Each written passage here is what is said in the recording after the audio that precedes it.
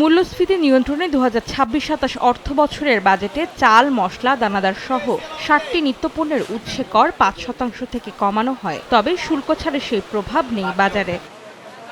সাপ্তাহিক ছুটির দিনে রাজধানীর কারওয়ান বাজারে দেখা যায় কয়েক সপ্তাহ ধরেই ১২০ থেকে ১৫০ টাকায় আটকে আছে মসুর ও মুগ ডালের বাজার। লবঙ্গ ১৫০০ আর দারুচিনি বিক্রি হচ্ছে ৫০০ টাকায়। দর নিয়ে অস্বস্তিতে ক্রেতা বিক্রেতারা। দ্রব্যমূল্যের দাম কমায় তাহলে আমাদের ক্রেতাদের জন্য বা নিম্ন আয়ের মানুষের জন্য সুবিধা হবে আর কি। দাম তো কমার কথা কিন্তু কমে নেই, ওই হারেই বাড়ছে, 10 টাকা কমছে 1 টাকা 2 টাকা।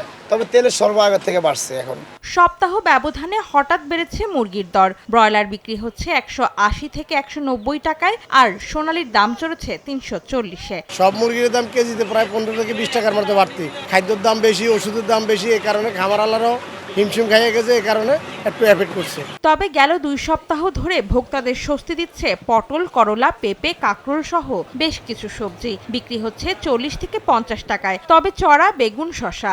এমত অবস্থায় সবজির আমদানি কমে যাওয়ার কথা, কিন্তু তারপরেও বাজার অনেক স্বস্তিদায়ক। বেশিরভাগ সবজি আমি দেখলাম 40 থেকে 50 টাকার মধ্যে পার কিলো। একবার এসে কম আছে, যেরকম কিছু সবজির দাম বেশি, গাজর, টমেটো এগুলোর দাম বেশি। এদিকে কেজি প্রতি 2 টাকা কমেছে সব ধরনের চালের দাম। মিনিকেট 68 থেকে 70 আর 28 চাল বিক্রি হচ্ছে 48 থেকে 50 টাকা দরে।